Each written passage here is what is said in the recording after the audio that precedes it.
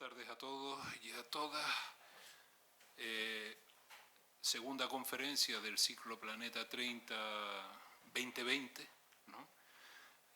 Y hoy tenemos el lujo nuevamente, porque ya llevo unas cuantas conferencias en esta casa, que además es socio de esta casa o es miembro de esta casa, Antonio Machado Carrillo,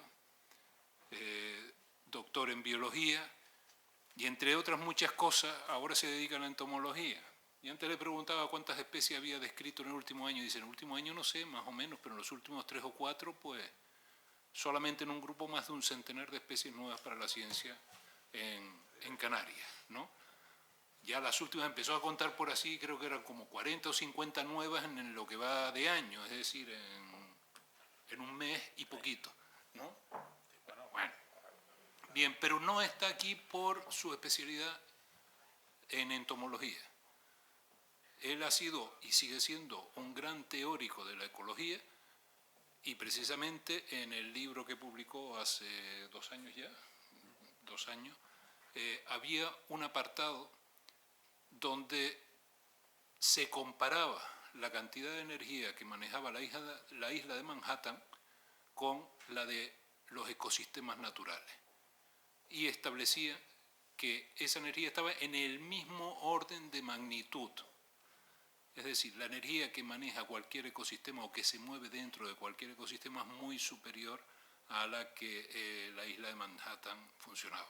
Y ese fue el motivo de que se dejara comprometer, enganchado, y explícanos un poco esa frase. O para darle la vuelta, ¿no? Fue el tema, Antonio gentilmente aceptó, y ya sin más, pues, todo tuyo. Hablo de allí. Sí.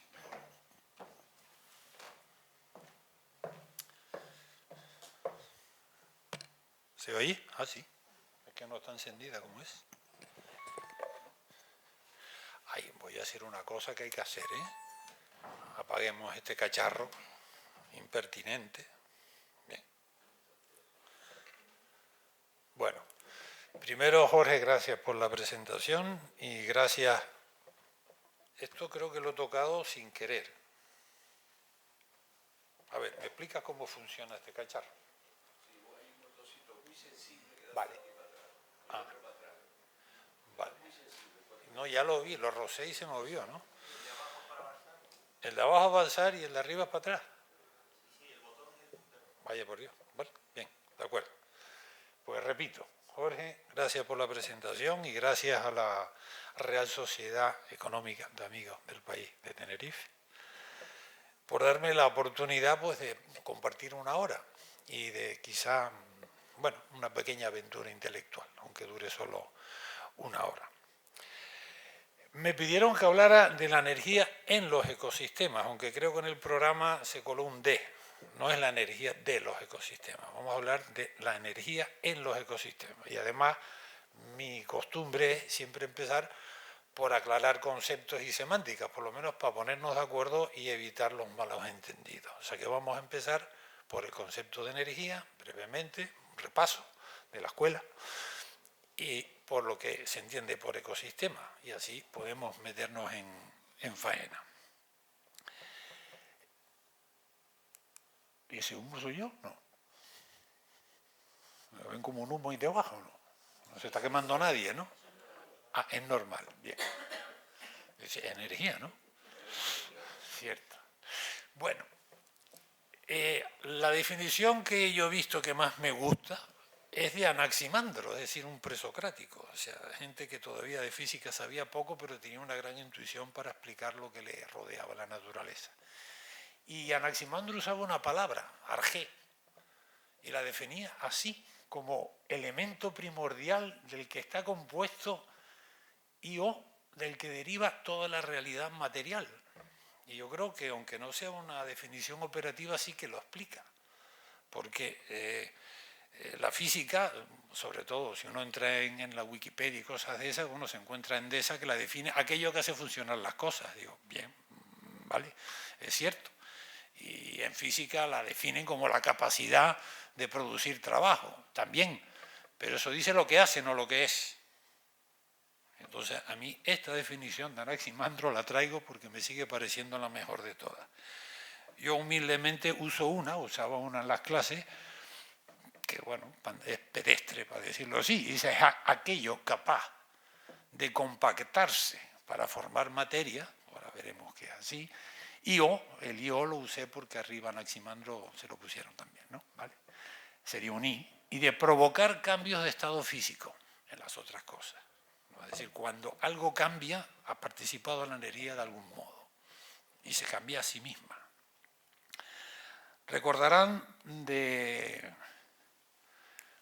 lo clásico, las propiedades de la energía. La energía realmente es como la gravedad, nadie sabe lo que es, pero sí que sabe los efectos que tiene. Entonces la energía se reconoce por sus propiedades. Sabemos que en un sistema cerrado se mantiene constante, es decir, ahí dentro hay energía y se puede transformar de una forma a otra. Ahí tienen a Einstein explicando la transformación de cómo pasa de la materia a energía, de la energía a materia, la famosa fórmula multiplicado por la velocidad de la luz al cuadrado. Se puede transformar en energía electromagnética, en calor, en energía dinámica, química, entre ellas. Pero en un sistema cerrado se mantiene. La famosa frase en la escuela nos decían que ni se crea ni se destruye, solo se transforma. Bueno, pues eso es una propiedad de la energía. Se conserva, veníamos diciendo antes, no hay alteración en la cantidad en un sistema cerrado, que de hecho, sistema cerrado no conoce, bueno, el universo es el único sistema cerrado que conocemos. Se transfiere, la energía tiene capacidad bien por onda, bien por mecánicamente, se puede transferir, o calor, se puede transferir de un cuerpo a otro cuerpo. Y finalmente, y esto ya es una peculiaridad de ella, y así ocurre en la naturaleza, no se conoce otra, se degrada. ¿Qué quiere decir? Que en esas transformaciones que hay de una energía a otra, siempre se desprende un poquito de calor. Y ese calor es, para entenderlos, como lo menos que se despacha en energía. Es la energía más barata, más degradada que hay. Con ella no podemos transformar de igual a igual hacia una energía de mayor calidad, como pueda ser la luz. Eso es el concepto de que se degrada. Siempre se va a producir una pérdida de energía, no pérdida, transformación de energía hacia calor. Bien, esa es la energía. Ahora pasemos al concepto de ecosistema. Y empecemos por lo que es sistema. Después le ponemos el eco. Un sistema, como nosotros hablamos de sistemas, cuando tenemos elementos que están relacionados entre ellos de alguna manera, más que con los que están fuera de ese sistema, o sea, hay una frontera teórica. Y en el caso, bueno, por supuesto, si tenemos elementos materiales, hay energía dentro de ellos. Y si hay relaciones, hay intercambio de energía entre ellos. O sea, todo eso funciona con energía. Y bueno, ahí pone subsistemas porque la teoría de sistemas, la palabra sistema es a escalar, no tiene una escala definida. Nosotros ponemos el marco donde queramos. Si mi cuerpo es un sistema, mis elementos interiores se relacionan entre sí más que con los exteriores, pues yo soy el sistema y este salón sería el supersistema en el cual estoy. Y mis piezas, mi hígado, mi corazón, serían subsistemas.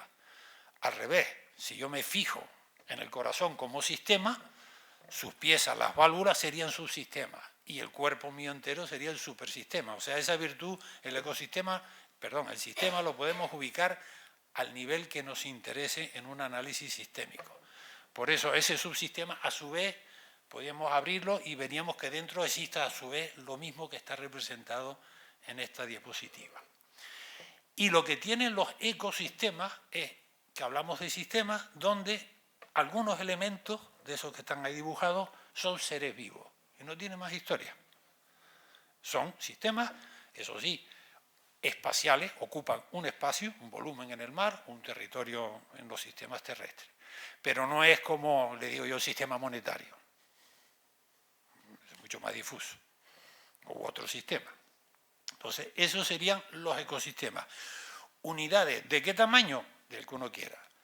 Un ecosistema puede ser una pecera, con un pescadito, unas plantas y un suelo, o incluso un jardín en una casa, se puede analizar como un ecosistema, o del que vamos a hablar ahora, que es el principal para nosotros, la Tierra. La Tierra es un ecosistema.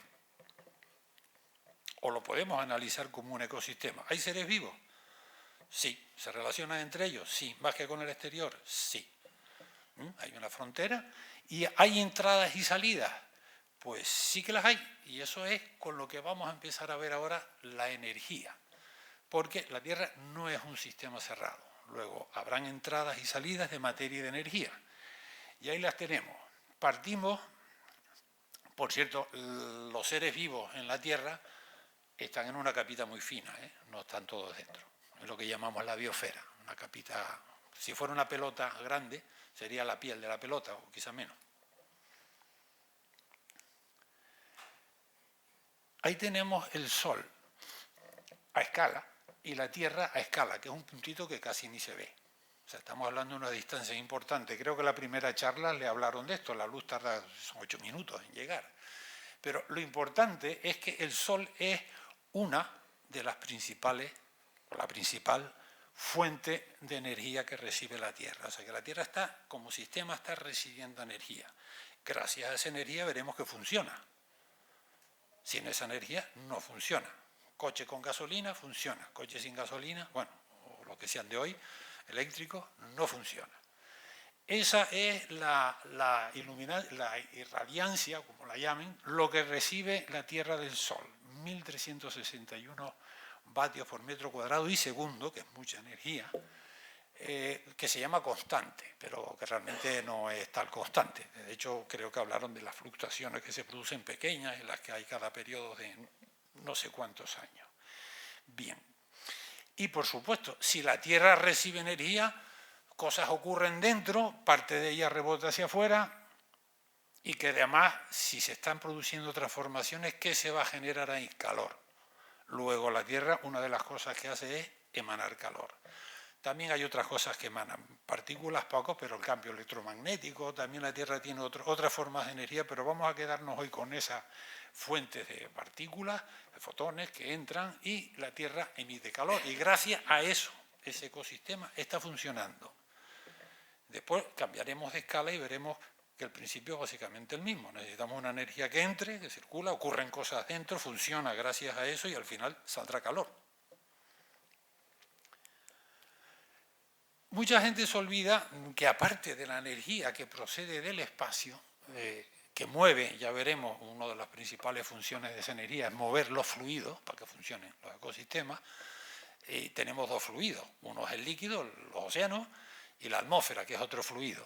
Pero hay un tercer fluido, que la gente dice, ¿cómo que un fluido? Digo, sí, el manto, las rocas, son un fluido, no a diario, a la escala de que se mueve el aire, no.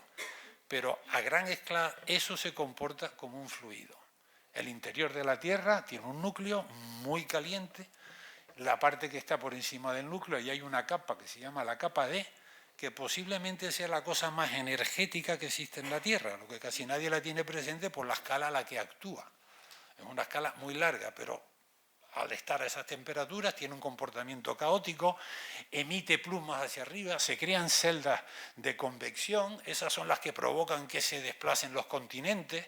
Claro, la Tierra a nuestra escala son 1 centímetro y pico al año, no lo notamos, pero si aceleráramos la película 1.000 o 100.000 años, veríamos que la Tierra está continuamente, las estructuras que flotan en los océanos, que no en los océanos, flotan sobre el manto, se están desplazando. O sea que eso se comporta como un fluido. O sea que a esa escala temporal tenemos que incluir esa energía como una parte también importante que participa en el ecosistema. Y le viene de su interior. Es una energía que acumuló cuando se agregó la Tierra por acreción y que se mantiene ahí.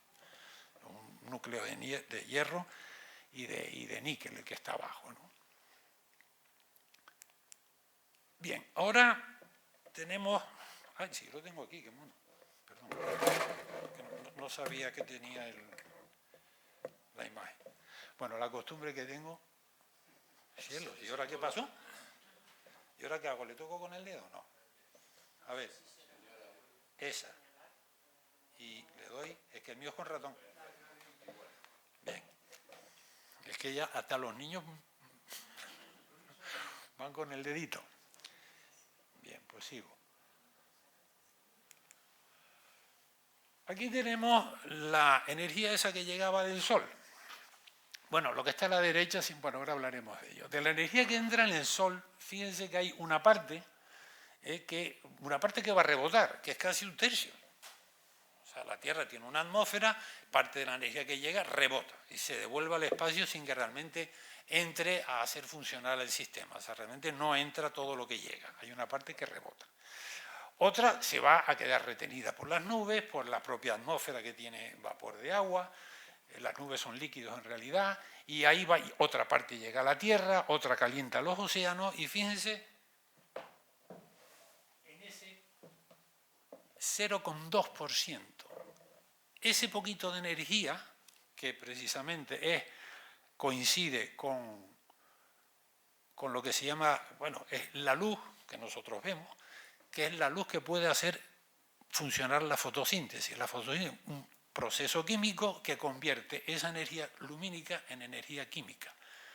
Y los seres vivos, que estamos formados de materia viva, de biomasa, esa biomasa toda se produce con ese 0,2%. Y le corresponde hacerlo a las plantas y a las bacterias que tienen clorofila. Todos los demás seres vivos, y ahí está, ahora veremos cómo tienen que alimentarse de esa materia orgánica que se fabrica por primera vez en la fotosíntesis. Con ese poquitín de energía, bueno, poquitín, ya veremos que las cifras son importantes, porque llega mucha, ¿no? Pero con ese 0,2, no más. Es cierto que hay otra parte de materia orgánica, pero mucho menor, que también se puede formar a partir de otra energía química, que son reacciones químicas que hay en el fondo del mar o en determinadas sustancias. Pero digamos, es lo más, en el pasado no, desde que surgieron las plantas, pero al principio de la formación de la Tierra, la vida funcionó con esa no fotosíntesis, sino era una quimiosíntesis, que hoy sigue existiendo, pero cuantitativamente no es equiparable a lo que producen los vegetales y bacterias. Fíjense que, y ahí lo puse porque lo más extendido, cuando a alguien le hablan de la energía en los ecosistemas, tú dices, la energía en los ecosistemas son las redes tróficas, trofos viene de alimentarse, cómo pasa la energía de las plantas a los animales, a los depredadores, a los herbívoros, los depredadores, y todos siguen toda esa cadena, ¿no? Y realmente el ecosistema no funciona solo con esa energía. La materia viva se fabrica con esa energía, pero el ecosistema, para funcionar, lo vimos antes, lo que es importante y más energía participa en mover los fluidos, en mover el aire y en mover el agua. Y el agua es el principal mecanismo de transporte de los nutrientes.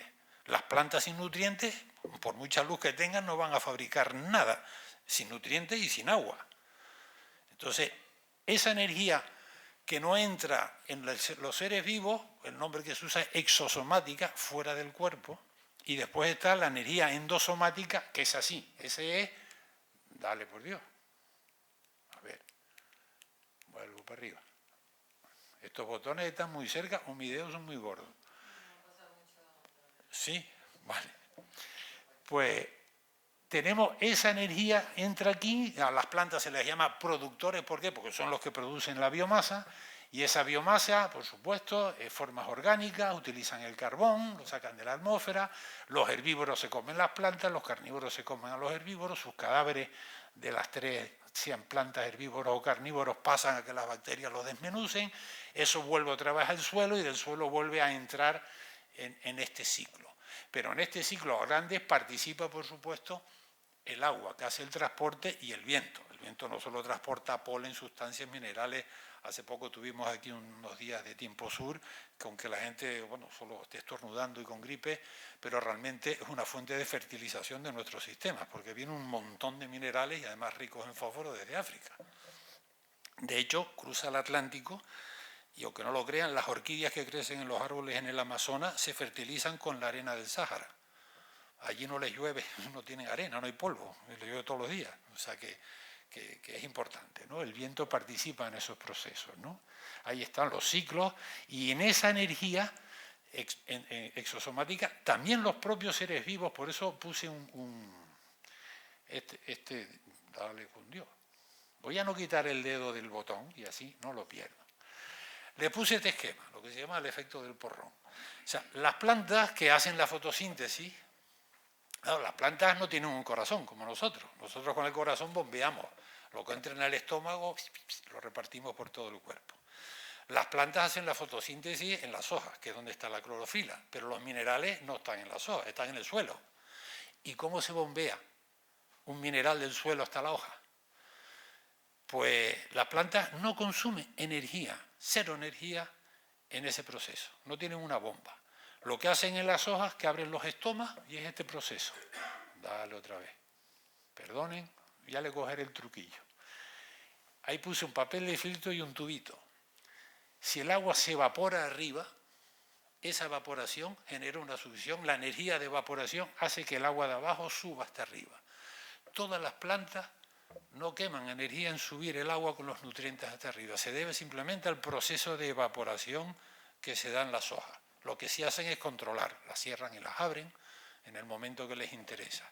Y esa energía exosomática que utilizan las plantas es 45 veces mayor que la energía solar que reciben para fabricarlo.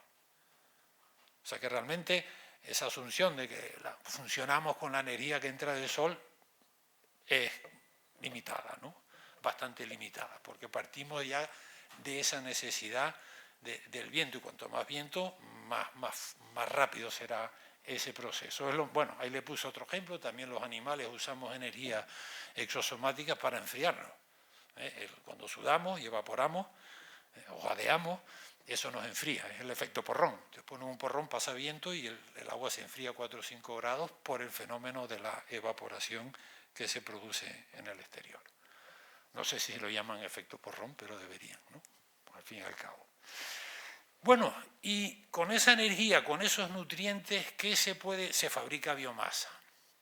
Por supuesto, la media de la capacidad que tienen los ecosistemas en la Tierra, porque hay muchos, estamos hablando del mar, de los desiertos, de muchos de ellos, es fabricar 730 gramos por metro cuadrado y año. Y eso es materia, usando elementos y compactando con energía. Lo máximo son 5 kilogramos, o sea, bastante más, casi 50 toneladas de materia seca por hectárea y por año. Y eso se corresponde a una selva tropical. La selva tropical es lo que produce la biosfera, la vida, los ecosistemas vivos, cuando no tiene limitaciones. Si usted le dice, ¿usted qué quiere? Agua, la que necesite. Temperatura, la mejor y constante. Ni pase frío, ni nada, estable. Luz, de las 12 horas, 24 horas, 12 horas y 12 horas. Igualita, sin cambio. Nutrientes, todo lo que usted quiera. Entonces se forma una selva tropical con el tiempo, que es lo que es capaz de compactar la mayor cantidad de biomasa en el volumen ese. Con las selvas tropicales los árboles altos son de 40 metros y ahí arriba hay sapos y plantas hay sapos que ni tocan el suelo, que viven ahí arriba. Es decir, es como un zoológico pero puesto en vertical, no en la horizontal, ¿no? Ahí lo ven, hay varios estratos. Eso es lo máximo que da la biosfera, perdonen la red. Y ahora vamos a ver cómo se llega a eso. Si ustedes tiran un ladrillo al mar, al principio está pelado. Y al poco tiempo aparecen unas cosillas, unas lapas, una anémona, algún burgao. Y dejan pasar más tiempo y aparecen gusanos, y aparecen erizos, y aparecen peces, y aquello se va complicando. Entonces, ese proceso, que empieza con una colonización, y que dice, bueno, ¿y esto quién lo organiza? No, la propia vida. Esto es como una orquesta que funciona sin director. Son los propios músicos, que entra uno, cuando hay un cello, dice, mira, ya hay un cello, ahora puedo entrar yo con la tromba. Cuando está la tromba, mira, ya hay una tromba, ahora yo vengo con el trombón. Y así ellos se van organizando, ellos solitos. Eso se llama en ecología, y es importante, porque ahora veremos qué pasa con la energía en estos procesos, sucesión ecológica. Aquí vamos a ir ahora un poquito despacio para desmembrar esto. Yo les he puesto aquí un esquema de un ecosistema que lo vamos a llamar en juventud. Dale. Perdón. No. Subo. Ahí. Botón rojo. Vale. Ahí tenemos el esquema en juventud. Botón rojo. Con una biomasa vegetal. Bien, dijimos que los vegetales son los que son capaces de producir. Bueno, pues ese vegetal produce hojas nuevas, ramas, lo que sea. Y eso que produce es esta parte azul. Ahora, esa parte azul, que es la que van a comer los famosos herbívoros, que después los herbívoros se los comen los carnívoros y todo eso, ¿se la comen toda? Pues no. Al principio, cuando empiezan los ecosistemas, la producción que hay es excesiva. Se produce más hojas de las que se pueden comer los herbívoros. Con lo cual, al año siguiente, ¿qué ocurre? Pues muy fácil, que va a haber más biomasa, porque hay una parte de la producción del año anterior que no se la comieron, se añade. Con lo cual, por eso va a ir aumentando el ecosistema, va a ir ganando en biomasa año tras año, porque no se la comen. Ahí ven la parte consumida, que también estos animales, bueno, tendrán un pequeño incremento, pero esto va subiendo. Entonces, la producción, que es cuando yo fabrico con la fotosíntesis, fabrico biomasa, es mayor que la respiración. Ahora les tengo que contar qué es la respiración. No es lo que hacemos nosotros ahora, esto es inhalar aire. No. La respiración es un proceso químico que ocurre en la célula que es exactamente lo contrario a la fotosíntesis. O sea, la fotosíntesis, yo cojo carbono con agua y fabrico compuestos orgánicos. La respiración es cojo un compuesto orgánico y lo descompongo en anhídrido carbónico y agua otra vez y lo devuelvo al aire. Es lo contrario. Entonces, aquí el ecosistema crece porque siempre va a haber más producción que consumo. Aquí la R, la respiración, es lo que se ha consumido. Pues me lo he comido y lo he desbaratado para funcionar. Bien. Ahora pasemos al otro caso. Porque dice, oiga, ¿y esto sigue así? Y hombre, seguiría así si no hubiera un límite. Pero hay un límite. ¿Se acuerdan que le puse la selva tropical? El máximo de agua, la temperatura mejor. Y hay un momento que con la energía que entra, no da para más. No da para fabricar más biomasa y mantenerla. No cabe más biomasa en ese volumen. ¿Y cómo sabemos que hemos llegado a ese momento? Porque todo lo que se produce, ahí ven la producción primaria anual de cada año, es lo que se consume. Y en ese momento la respiración es igual a la producción. Eso es lo que se llama un ecosistema maduro. Ahora veremos qué características tiene, ¿no? Pero, por ejemplo, antes que puse la selva tropical, cuando ustedes le dicen que el Amazonas es el pulmón del mundo, pues no casa con esto. Sería un pulmón si estuviera en un estado de juventud, que le sobra oxígeno, pero si aquí lo mismo que produce lo consume, balance cero, ¿qué exporta al mundo? Nada. Un ecosistema maduro nunca va a ser el pulmón del mundo.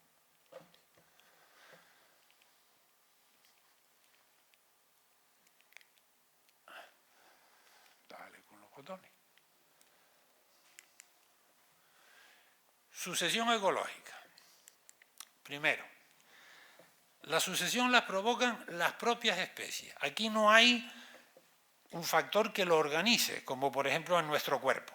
Nuestras células se disponen como se disponen porque hay un genoma, hay unos genes, hay un ADN que dice cómo tiene que ir. Aquí no. Hay unas ideas en el pasado que se pensaban que los ecosistemas eran como organismos y que tenían una manera de ser y de organizarse siempre igual. No. Son consecuencia de la acción de las especies que participan en esa orquesta. Segundo, bueno, y los cambios del medio físico, por supuesto, si le cambian la luz, le cambian el agua, le ponen frío, aquello va a cambiar, lógicamente, ¿no? La biomasa se acumula hasta un máximo, según el clima. Si ustedes le meten frío a aquella selva tropical, pues perderá biomasa y aparecerá otro tipo de ecosistema, un bosque caducifolio, porque tiene que resistir la nieve. Si ustedes le quitan agua, pues le aparecerá la flora de un desierto. Evidentemente eso va a cambiar en función de eso. Si hay nutrientes o no hay nutrientes. Yo he visto en Venezuela, y aquí está Isidoro que también lo habrá visto, en la Gran Sabana, está en la mitad de una zona de selva. Y dice, oye, ¿por qué aquí solo hay hierba? Cuando aquí con la lluvia, el calor, podía haber un bosque igual que está un poquito más abajo en el Orinoco, que aquello es una selva gigantesca, pues muy fácil. El suelo le sobra aluminio, captura el poco fósforo que hay, no hay fósforo, y sin fósforo no se puede fabricar materia biológica, no se puede hacer biomasa. O sea que los nutrientes son fundamentales, ¿no? Y eso crece, se acumula hasta que la respiración iguale, se balancee, ¿no? Todo lo que se produce se gasta. Va de estados juveniles a la madurez, por aquel proceso de que al principio sobraba materia. Pero ese mismo proceso puede revertirse. O sea, la sucesión, si la dejas tranquila, camina hacia adelante. Ahora, si yo en un momento le fastidio, le pongo calor, le hago cualquier, vamos a llamar perrería, aquello retrocede a estados de juventud. De hecho, eso es lo que hace el hombre para poder cultivar.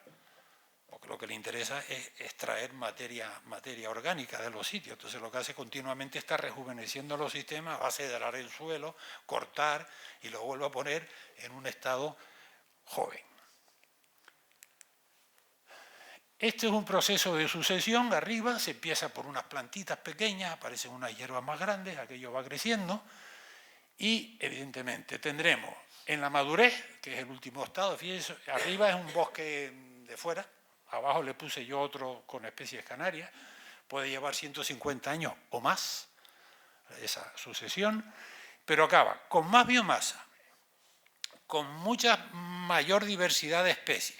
De arriba a abajo es lógico, el hábitat está mucho más estructurado, ¿no? Hay zonas altas, zonas sin luz, zonas expuestas a la luz, hay lianas, cualquier cosa. Mayor diversidad de todo tipo, de química, de minerales, de especies, de formas, de hojas, más estabilidad. Eso no nos vamos a meter, pero esos sistemas resisten los cambios más que un sistema juvenil, donde hay pocas piezas y es como si tuviéramos de esa cosa que cuelgan en el techo con un montón de pajaritos por ahí, pues si tienen mucho, le quitan uno, no pasa nada. Si tienen tres y quitan uno, aquello se desequilibra por completo. Pues eso es la estabilidad. Cuanto más especies, mayor estabilidad. Además, las especies que participan en un ecosistema maduro son más longevas. Un árbol vive 100, 200 o 700 años. La hierba al principio son anuales, no llegan ni a un año. Y eso cada vez se hace más estable, más duradero. Mayor reciclaje. Los materiales que se descomponen caen en el suelo, pero ya desde ahí mismo otra vez hacia arriba. O sea, incluso el reciclaje se hace en el propio seno del ecosistema. Los minerales no tienen que salir y volverlos a traer un río o traerlos el viento, no, allí mismo se va reciclando. El reciclaje es mucho más cerrado. Menos pérdida, viene a ser lo mismo. Si no pierdes, porque lo estoy reciclando dentro de mi propio seno, ¿no? Eso quiere decir mayor clausura, como las monjas de clausura, pero aquí serían los minerales de clausura. O sea, el capital mineral está dentro del ecosistema. Y más información. Y aquí tenemos ahora qué significa más información. Normalmente cuando hablamos de información pensamos en, yo qué sé, en el Ministerio de Información y Turismo, en la comunicación humana. Pero aquí estamos hablando de otro tipo de información. Yo antes les dije que el cuerpo nuestro, pues las moléculas están organizadas y se forma un cuerpo y mis hijos se parecen a mí y no es por capricho. Obedecen a un programa, a información que hay en un programa. Ese programa, en este caso, es un programa genético que está en el ADN. Por eso ese cuerpo se forma de esa manera y no de otra manera. Entonces, los ecosistemas también cuentan con esa información que está en cada una de las especies. Y cuando un ecosistema tiene muchísimas más especies que otro, está muchísimo más informado que el otro. Bien. ¿Y eso tiene consecuencias? Pues vamos a irlas viendo. Vamos a hablar precisamente de la información, pero en este concepto de la física. Desde que algo se forma materia, adopta una forma, ya está informado. Esa forma tiene una asociada, es un atributo de la materia, la información, como lo puede ser la temperatura. Es un descriptor. Es verdad que la física todavía esto no lo ha desarrollado mucho, pero por lo menos conceptualmente lo podemos seguir. Hay una información que es estructural. Un átomo tiene una formación estructural. Yo pongo una piedra. Es la información que está asociada a su propia estructura. Bien, ahora, ¿esa información tiene consecuencias o no? Bueno, puede tenerla. Entonces, cuando la información tiene consecuencias para otro cuerpo, o sea, una piedra aquí y otra piedra aquí, las dos están tranquilitas y no pasa nada, se queda cada una con su información estructural. Pero esa piedra, por ejemplo, si tiene ángulos pinchosos, raspones, un animal que pasa es capaz de verla, interpreta que aquello es un riesgo, que se puede dañar si se arrima, y entonces él cambia su curso y va por otro lado. Eso ha sido información de control. La información de control no depende de la estructura tuya, sino de la información que tenga ese otro cuerpo capaz de interpretar tu información. A mí me dan una piedra y la miro y digo, hombre, es gris. A usted se la dan un geólogo y de repente se te está media hora hablando sobre aquella piedra, dónde se hizo, cómo se formó. En fin, te puede contar una historia enorme. Él sabe leer esa información en la piedra, yo no. O sea que eso depende, y ya es una información altamente estructurada. Pensemos en los mensajes, nosotros en el hablado, pero hay una mariposa que le llega una feromona y dice, hembra ligando, y sale volando y la persigue, porque esa molécula lleva aparejada información para interpretar para la mariposa. O las hormigas, cuando van caminando, van dejando motitas de feromonas, que es información para la que viene detrás. Y dice, oye, aquí hay comida, no hay comida, sígueme, no me sigas, ¿no? Eso es información asociada a la estructura de la molécula. Lo mismo que nosotros en la luz, es información, recibimos fotones. Nos está llegando información y la interpretamos. Sonora, la recibimos y la interpretamos.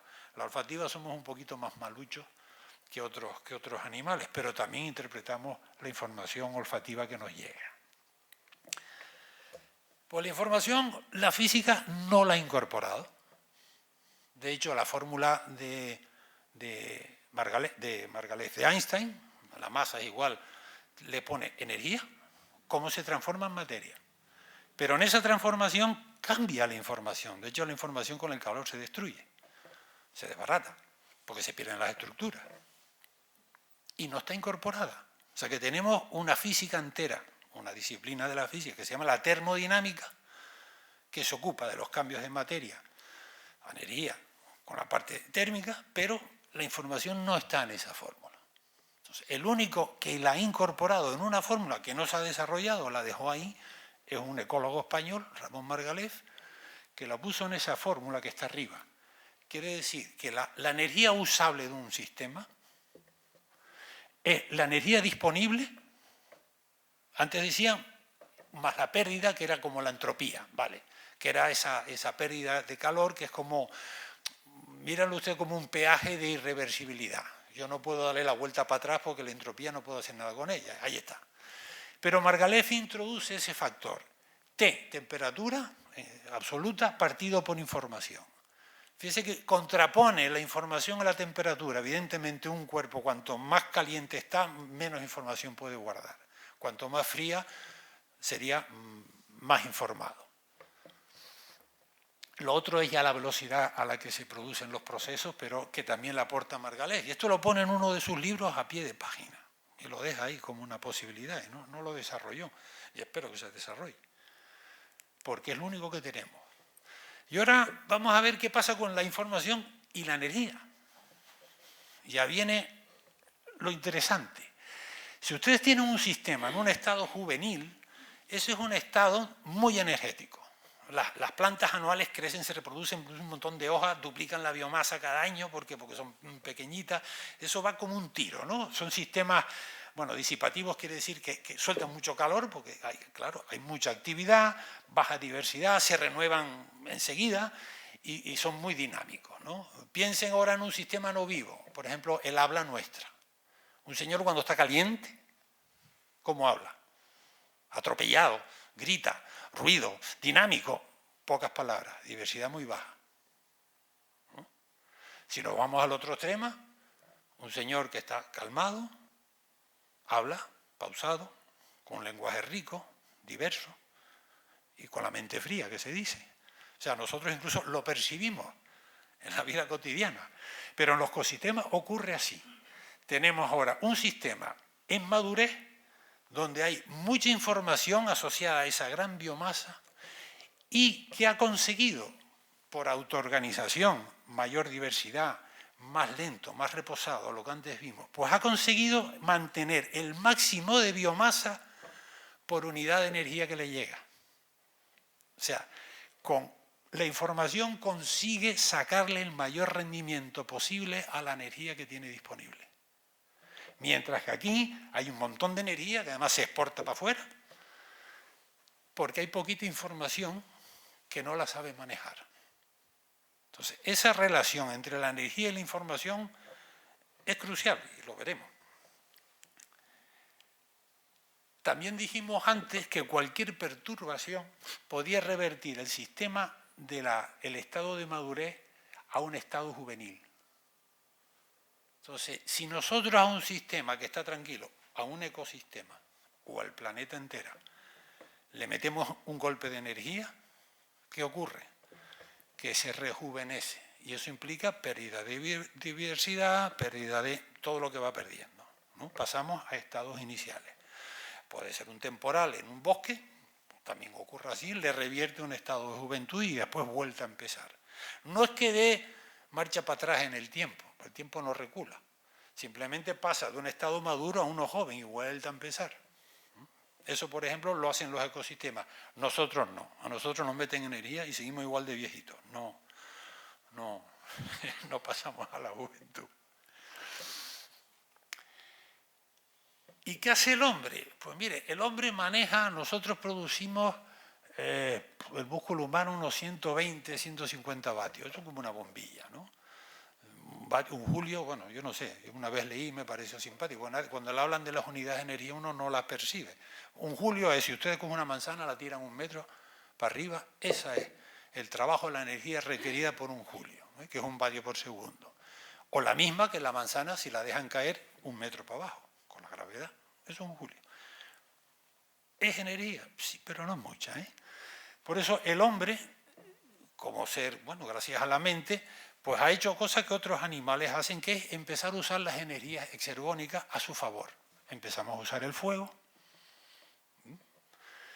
para limpiarle el territorio, en vez de tenerlo que cortar con las manos, pues fuego, y se devastaba un bosque y llegábamos al terreno agrícola. Pasamos a los animales domésticos, en vez de yo hacer la carga o arar un trabajo, poníamos un buey, en vez de yo caminar, me subía un caballo. El viento y el agua, los barcos para el transporte. Ya no necesitas caminar, moler, pues tenemos los molinos de viento, de ahí pasamos máquinas de vapor, pero eso al fin y al cabo es manipular las energías exergónicas que ya estaban en el ecosistema. O sea que realmente eso favorece al hombre, pero está manejando energías que estaban allí. No está introduciendo energías nuevas. Empezamos a introducir energías nuevas cuando echamos manos de los combustibles fósiles. La electricidad, porque normalmente no se consume donde se produce, puede venir de energías fósiles, hidráulica, pero se transporta y la van a insuflar en un ecosistema. O la energía nuclear. Entonces, todo eso sí que son inputs de energía al sistema, lo cual conlleva reducirlos a estados, estamos rejuveneciendo a esos sistemas, desde que le metamos energía. El consumo medio por persona en Occidente es de 10 kilovatios. Comparen con nuestra energía usual. Sí, es alto. En Occidente, cuidado. Hay otros países que es como una décima parte, ¿no? Consumimos muchísima energía. En cosas innecesarias muchas veces. Bueno, y esto, aunque yo no soy muy religioso, bueno, más bien soy ateo total, pero San Mateo viene a cuento porque en la famosa epístola, ¿no? ¿Cómo se llamaba? Los evangelios.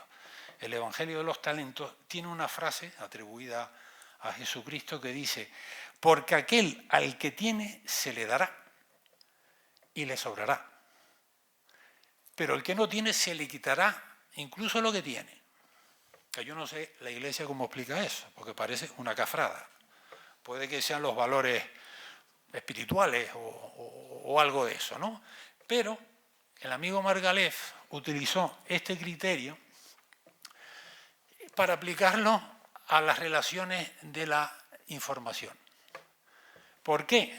Porque se llama así, el principio de San Mateo de Margalef. que ahora la gente de fuera piensa que será un San Mateo que viene de un pueblo que se llama Margalef, ¿no? Los nombres esos que hay por ahí. Dice, el intercambio de la misma información entre dos cuerpos. Si ustedes, por ejemplo, piensan en calor, yo intercambio calor y ¿qué ocurre? Se balancea, se ponen el calor uno igual que el otro y al final aquello se queda 50-50. Pero no con la información. Cuando hay dos cuerpos y se intercambian la misma información, gana más el que ya tenía más información. Un ejemplo tonto. Ponga un ordenador como este y otro ordenador como este. Este lleno de programas y este con un solo programa. Le dan un par de datos. ¿Quién le va a sacar más jugo? A mí me dan dos datos, el largo y el ancho de un río y me quedo ahí, pero se lo dan a un ingeniero igual hace un puente con esos dos datos. ¿Por qué? Porque tiene mucha más información dentro. Entonces, esto es un principio de desbalance, porque nosotros tendemos siempre a pensar en que los balances son termodinámicos, son de 50-50. Lo más caliente se equipara a lo más frío y aquello al final se queda por igual. Pero no así con la información.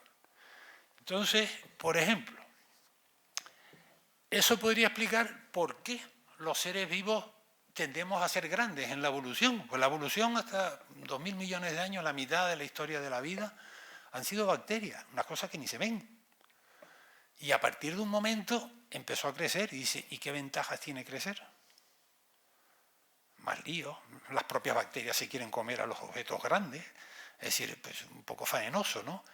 Pues una explicación que justificaría por qué un cuerpo grande tiene ventaja en la ecología o en la biología es porque es capaz de almacenar más información. Eso sería una explicación que hasta ahora no teníamos. ¿Por qué crecen los cuerpos de los seres vivos en la evolución? Segundo, hay un principio, una regla, que sacó un señor que era además un economista italiano que se dedicó a estudiar el factor de producción de la economía en Italia y se dio cuenta que el 20% de la gente que producía hacía el 80% de los productos. Y esa proporción de 20-80, pues se la encuentra en un montón de cosas.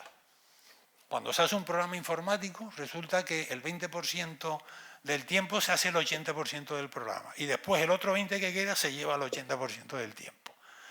Lo mismo pasa en una ferretería, cuando hay que organizar la ferretería. Y es como una regla empírica que ocurre. Y se acepta, se habla del principio de Pareto, de 20-80. Pero nadie sabía explicarlo. Y no quiero decir que lo sea, es una suposición mía, pero una suposición plausible, viendo el principio de San Mateo, es que esto lo que está reflejando es un balance informativo o infodinámico. 20-80, porque gana el que tiene más información, con lo cual va a echar hacia ese lado más información cada vez y va a generar pues el balance informático, que en vez de ser 50-50 como el térmico, sería 20-80, por poner esa cifra que surge de Pareto. Y esto, por ejemplo, lo planteo como una posibilidad incluso de explicar las diferencias entre el norte y el sur. O sea, pase ya a ecosistemas humanos, a sociedades enteras. Y siempre se ha dicho, hay una gran diferencia en los países del norte y del sur. ¿Y por qué? Pues una explicación podría ser esa. Si los países del norte tienen la información, el 80% de la información, pues con muy poca energía mantienen mucha información e incluso además controlan la energía de los países del primer mundo, que es donde están los recursos. Ese acople que se produce entre sistemas distintos se nos da en nuestro propio cuerpo. Piensen en el cerebro, que es un subsistema, y en el estómago. ¿Cuál es más energético? ¿Quién produce la energía? El estómago. ¿Dónde está la información? En el cerebro. ¿Quién controla a quién? El cerebro al estómago. Vamos, esto es una metáfora burda, pero bueno, da que pensar, ¿no? Que es a lo que vine a provocar. O sea, esto da que pensar. Tenemos un norte que es organizativo y tenemos unos países en desarrollo del sur, vamos a llamarlo que son los disipativos, unas tasas de crecimiento altísimas, muy dinámicas, a gran niveles de grandes ecosistemas serían ecosistemas muy jóvenes, humanos. Y esto lo puse al final porque me acordé que habíamos hablado de Manhattan, pero justo al revés de como lo dijo Jorge. O sea que aprovecho para concretarlo. Esto es un esquema de ya no cualitativo en porcentaje, sino de las energías reales que se han calculado para ese ecosistema que llamamos Tierra con su biosfera o ecosfera o psicosfera, todo lo que tiene, ¿no? La hidrosfera, ¿no? Fíjense que de la entrada, que son 174.000 teravatios, que esos son millones de, pues ya ni sé, de vatios o de kilovatios. Hay una parte de onda larga y de onda corta que se pierde directamente, ¿no? Esa es lo que ya habíamos llamado que era el rebote. La otra parte que entra, aquí tenemos las exosomáticas que participan en la turbulencia. También hay una parte de energía que es gravitacional, que son bueno, vamos a no liarla. Lo importante aquí es que la endosomática de onda corta entra y tenemos los seres vivos, 50 teravatios se van a los océanos. Esto es todo un balance. Y la media, la energía que maneja estos fluidos, que es lo importante, que está haciendo circular tanto el agua como el aire, lo que entendemos como el clima, porque además el clima depende mucho del mar, aunque hasta ahora no ya se están unificando, porque la dinámica marina es más lenta, los fluidos tienen más capacidad calórica, pero gobiernan el clima, más el mar que el aire. Bueno, pues toda esa energía por kilómetro cuadrado repartida en la Tierra es del orden de los 210.000 a 240.000 kilovatios. Esa es la energía que maneja el clima de la Tierra. El manejo antrópico medio, pues es medio, de arriba, el manejo antrópico medio son 16 kilovatios. Si lo de arriba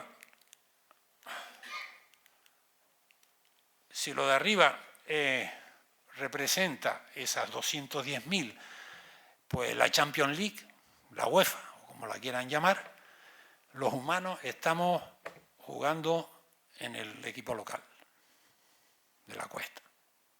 Fíjense la diferencia de kilovatios. El país de los países que más consumen energía por su modo de vida, que es Estados Unidos, la media es 318 kilovatios por kilómetro cuadrado. Todavía muy por debajo de lo que juega de la división del clima. Y solo en las grandes ciudades, este es un dato de Manhattan, pero hoy sería aplicable a Shanghái, a México, hay varias ciudades. Ahí sí que se entra en consumos del orden de cientos, o sea, superan incluso del valor del clima. De hecho, los climas locales en esas ciudades están cambiados, porque trabajan hasta el doble y el triple, 630.000 kilovatios. Pero ¿qué ocurre? Que son muy limitados, son unos cuantos kilómetros cuadrados. Pueden con un clima local, mesolocal, pero no con un clima global. Pongo estas cifras porque cuando hablamos del cambio global hay que poner en contexto quiénes juegan con estos valores. Eso no quita que parte de la capacidad calórica del aire dependa de los gases invernaderos, que nosotros estemos insuflando, que estemos, digamos, aleando a un equipo en vez de al otro equipo, pero otra cosa es que estemos gobernando el clima. Realmente no llegamos a jugar en la UEFA todavía, salvo en esas 4 ciudades. Y creo que con esto acabo, 3 ideas para que se la lleven. Una, la civilización nuestra, que es la termoindustrial, cuando empezamos a utilizar los combustibles fósiles, insufla energía en la Tierra, energía que no estaba jugando. Y eso implica que está rejuveneciendo la biosfera como ecosistema, la está oxidando y se va a perder biodiversidad. O sea, la pérdida de especies, mientras estemos quemando combustibles fósiles y estemos metiendo energía nuclear en el sistema, va a ocurrir. Nos guste o no nos guste, va aparejado, es una regla termodinámica. Hay que asumir que nuestra especie va a destruir especies, aunque románticamente intentemos respetarlas todas, pero eso no lo va a cambiar. La equidad ética, y ahora hablo de ética, que es una condición humana, 50-50 que nosotros deseamos, que los demás vivan igual que nosotros, repartir equitativamente los recursos del planeta. Si queremos llegar a ella, hay que forzar el sistema porque su balance natural es 20-80, y si lo queremos llevar a 50-50 hay que estar aplicándole fuerza a energía para mantenerlo fuera de equilibrio. Luego, la equidad, la naturaleza no es equitativa. El hombre quiere ser equitativo, pues tendrá que forzar a la naturaleza para llevarla a condiciones de equidad. Y la última es, si queremos ayudar de verdad al tercer mundo, la política hasta ahora ha sido en gran parte transferencia de material, de dinero, y no. Lo que hay que transferir, ya lo vimos por la eficacia de los sistemas, es información. Con la información se le saca muchísimo más rendimiento a la propia energía que ellos tienen. Y es la mejor inversión. Si indirectamente los países que han prosperado son los que han invertido en educación. Pues esa es la ayuda que habría que hacer al tercer mundo si queremos que mejore sus condiciones. Y creo que con esto me parece que termino. Sí. No. Sí.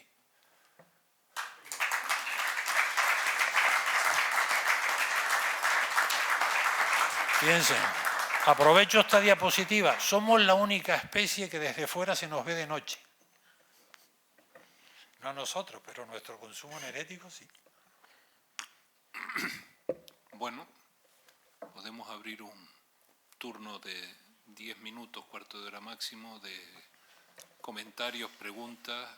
Si alguien quiere aprovechar la presencia de Antonio aquí.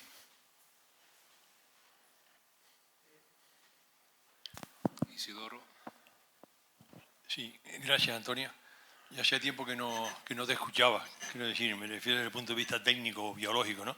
Pero me quedo con el último mensaje de la cooperación al desarrollo del tercer mundo. Y es que efectivamente, más que dinero, y yo diría que más que información es transferencia de conocimiento. Sí, bueno, que es lo mismo, ¿no? En el fondo, sí, supongo, ¿no? A eso me refiero. Y luego, me ha gustado mucho porque yo hacía tantos años que no escuchaba, que no recibí una lección como la de hoy, y me alegro de haber venido a la Sociedad Económica de Amigos del País de Tenerife, y te felicito de verdad, Antonio, porque me he quedado sorprendido. Al principio te dije lo del título, ¿no? Me llamó la atención lo de la energía de los ecosistemas, ¿no? Yo pensé en los ecosistemas y digo, coño, ¿qué va a contarnos Antonio? ¿No? Y entonces veo que efectivamente es lo que tú dijiste, en la economía de los ecosistemas, ¿no? Y entonces, a mí me llamó la atención el concepto de sucesión ecológica. Y a mí me gustaría que la próxima vez que te inviten nos cuentes con más detalle el papel a desarrollar por el ser humano en esa sucesión ecológica, Antonio. Gracias. Bien, encantado. ¿Había el señor ahí en la esquinita? Sí. Bueno, buenas noches. Yo en primer lugar es que no soy de letras, no de ciencias, pero la conferencia me ha gustado mucho. Yo voy a ver si una interpretación exegética al texto de San Mateo que has puesto aquí en la... Sí. ¿Lo podrías volver a poner otra vez, por favor? A ver si lo interpretamos. Porque creo que tiene bastante enjundia, ¿eh? Supongo que se habrá escrito mucho sobre eso. Pero Margalef lo usó por... Yo no soy hombre de iglesia, ¿eh? Metafóricamente. Al que tiene se le dará y le sobrará. Esos son los países ricos, la gente rica. Pero al que no tiene se le quitará. Y eso es verdad, hasta lo que no tiene. Estamos hablando de la explotación de un país sobre otro y de unas personas sobre otras. Ese texto, vamos, es puro comunismo. Yo no sé si es comunismo lo que es, pero lo que quiero decir es que el Evangelio se puede interpretar de distintas maneras. En el fondo es un acople... Está muy claro, ¿eh? Sí. En el fondo es un acople de lo que presenté después, que un sistema controla al otro y le quita. Podría estarlo diciendo. Ahora, si él lo dice como un anuncio, los religiosos o los teólogos supongo que lo ven como la fe o el espíritu, que el que tiene espíritu por tenerlo va a recibir más y le sobrará. No lo sé, vamos. Bien. Pues, yo creo que eso es lo que vio Margalef también. Estamos de acuerdo. Sí. ¿Alguna otra cuestión? Aquí delante. Hola, buenas noches. Muchas gracias. La verdad es que es difícil es difícil preguntarle a usted algo o tal, porque todo lo que ha soltado hay que deglutirlo, no es fácil verlo, no solo la frase. La primera idea que se me ocurre, y le felicito, es que es bastante heterodoxo, ¿verdad? No parece muy canónico. Entre otras cosas, tengo que asimilarlo, pero lo que usted ha comentado sobre entropía, el concepto de entropía que uno tiene normalmente es exactamente lo contrario de lo que estamos hablando, y sin embargo entiendo lo que dice, me gusta, pero no caso. No caso la información es contraria a la entropía. De hecho, siempre a los biólogos, bueno, a los que estudiaban la vida, le asombraba que si la tendencia natural es al desorden, cómo los seres vivos se autoorganizaban o cómo se autoorganiza un ecosistema. Claro, se autoorganiza porque hay seres vivos, que son los que participan. Entonces, el ser vivo es una bomba contraria al principio físico de la entropía, si no metemos la información. Entonces, cuando metemos la información, ¿qué ocurre? Que le dan una flecha hacia ganar estructura e información, evidentemente con un coste calórico brutal. O sea, los seres vivos se organizan ellos, pero la desorganización a nivel de respiración de todo lo que han tenido que quemar y respirar para formar su cuerpo es enorme. O sea que el balance, digamos, entrópico al final quedaría compensado, pero a todas luces va en contra de la intuición entrópica, ¿no? Pero bueno, esa es la gracia de los seres vivos. Pero es la gracia que nadie explicaba. Y lo que introduce Margalef es una explicación, es decir, ¿por qué ocurre eso? Porque ganan en información y al estar abajo le está reduciendo, cuando gana la información está reduciendo lo otro. Generará todo el factor, pero aquello se mueve en esa línea. Y a mí eso me parece brillante. Claro, si uno analiza la fórmula y dice, anda, y la entropía en que me sale, en grados Kelvin la temperatura y la información también. Y si no, medir la información en grados Kelvin es como fuerte, ¿no? Pero sí, lo plantea. Perdón un segundo. Sí. Son ya las 8 de la noche. Vamos a ver si hay más turnos de palabra pedidas. Las concedo y cerramos ya el evento. Muy bien. El profesor. Muchas gracias. Una lezione magnífica. Gracias. Muy sencilla y muy profunda. Me estimula comprender cómo en la fórmula de Margalef tenemos la temperatura que es inversamente proporcional a la información. Pero nosotros sabemos que, perdona si uso una palabra no correcta, la agitazione molecular produce energía. Si nosotros tenemos una temperatura baja, el nivel de producción de energía es pequeño. ¿Y cómo es que con temperatura baja tenemos mucha información? Más información, sí. ¿Por qué? Bueno, la energía calórica que tenemos, ahí podríamos incluso hasta filosofar un poco más. Si nosotros vamos bajando la temperatura y nos aproximamos al cero absoluto, si llegásemos al cero absoluto, que no hemos logrado llegar, nos quedaríamos sin energía, pero sigue la información presente. De hecho, uno podría decir que cuando arrancó todo el universo con el Big Bang, que todavía tiene mucho calor, cuando se enfríe del todo, estaría preñado de información, tendría la mayor información posible acumulada en la masa que queda, sin capacidad de hacer nada nuevo. ¿Qué ocurre? Bueno, vuelta a empezar con otro Big Bang o lo que uno quiera. No sabemos qué puede hacer la información cuando adquiera esa masa crítica. Entonces eso sería una hipótesis. Pero que la relación información y temperaturas contrarias sí. De hecho, en cualquier cuerpo, si nosotros queremos destruir información de un cuerpo, solo necesitamos aplicarle temperatura. De hecho, esta misma estructura se rompe con el fuego, se derrite, se empieza a perder. Y así hasta el nivel más bajo, más pequeño, al cuántico, ¿no?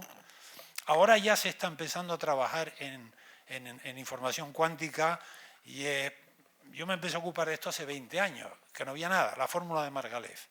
Ahora los físicos, ya ahora mismo va a haber un taller, creo que, pues no sé si en Croacia, no, perdón, en Brasil, sobre información cuántica, porque están empezando a intentar interpretar el papel de la información, claro, empezamos por lo pequeño, en la mecánica cuántica. No sé cómo van los avances. Está difícil porque trabajar con probabilística, que es como se trabaja en cuántica, y la información no sé cómo lo van a abordar. Pero ahí están. Ya se está empezando a mover este campo, ¿no? Pero sí, la temperatura y la información son de signo contrario. Y él lo recoge ahí muy intuitivamente, muy bien. La fórmula, por lo simple que es, me parece grandiosa. Lo mismo que la velocidad de los procesos, estaba invertida. Cuanto más temperatura va más rápido, cuanto más información recoge, al estar en el va frenando la velocidad del sistema. Ahí está la propia dinámica, ¿no?